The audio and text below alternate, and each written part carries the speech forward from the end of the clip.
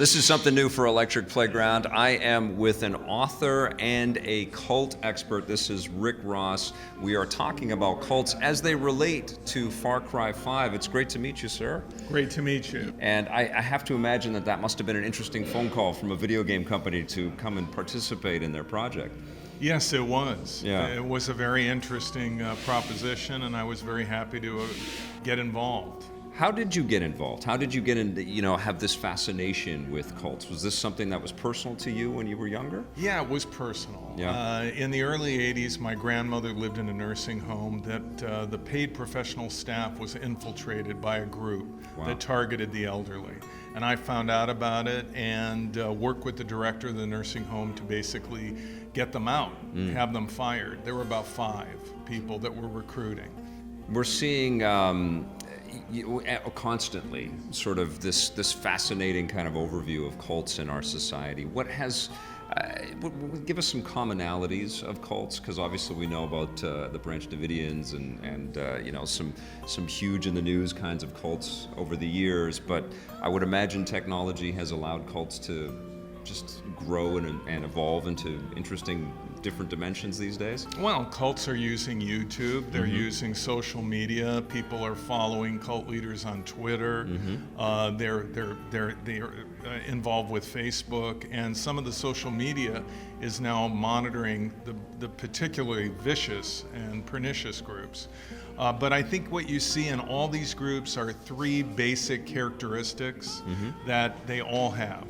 One is an absolute totalitarian leader that is the defining element of the group and the driving force, and that leader becomes an object of worship. Yeah. Number 2, the group has a system of coercive persuasion where they break people down to gain undue influence, to get them to do things like free labor or give all their assets to the group.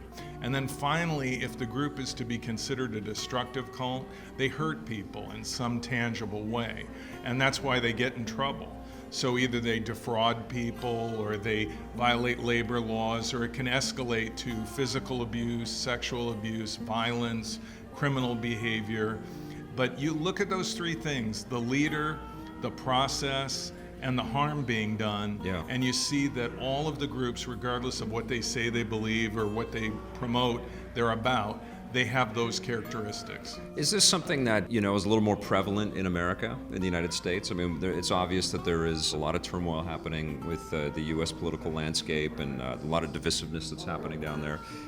Is it sort of engendering the rise of cults in new ways? Well, I think there are many groups that have come to the United States, like Reverend Moon's Unification Church, Bhagwan Sri Rajneesh in the 80s, who came to Oregon and created his own city, Rajneeshpuram.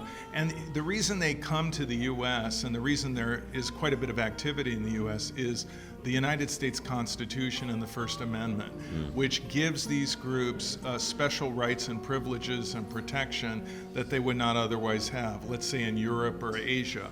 So basically, the U.S. has money, the U.S. has a lot of people, and the U.S. has special protection. You can get tax-exempt status. You don't have to pay taxes on your property. Right. And when somebody criticizes the way you behave, you can say, wait a minute, you're persecuting me, and that's my First Amendment rights that you're treading on. Though in some cases in the U.S. now, particularly regarding children, the government is saying, wait a minute, you've got the right to believe whatever you want, but not do whatever you want in the name of your beliefs. Right, and I would imagine that that's a bit of a quagmire, because I would imagine that there's a lot of religions or want-to-be religions that maybe cross the threshold and become cults. And is there a classification system? Obviously, there's a massive negative, stigma attached to being labeled a cult, but I would imagine there's a lot of people that feel what they're doing is their own religious freedom, right? Well, I mean, everyone is free to believe whatever they want. Yeah. The question is actions. Yes. The question is behavior. So, for example, if you believe that your group believes that no medical care should be sought or Right. no prescribed medication should be taken, that's your right. But if you have a minor child and you impose that belief on that child and that child suffers and dies, the judicial system in the United States says, wait just a minute, we're going to prosecute you. And there are groups in the U.S. like Followers of Christ, General Assembly of the Firstborn, that parents have been prosecuted simply because they denied medical care to their child. And in about 80% of the cases, according to research, that child's life could have been saved easily by just simply showing up at a hospital ER or a doctor's office. sure, yeah. So I think you can believe whatever you want, but you cannot Don't put- behave however you Yeah, want. don't put people at risk. How about the game? How realistic is the depiction of how cults can be generated and the personalities that are a part of a cult? Do you think the game sort of creates for us? How realistic is Well, it? I think it's very real. I mean, basically, what they've done is they have historically grabbed facts and aspects of various groups that have existed and do exist to the extent that they have created a composite.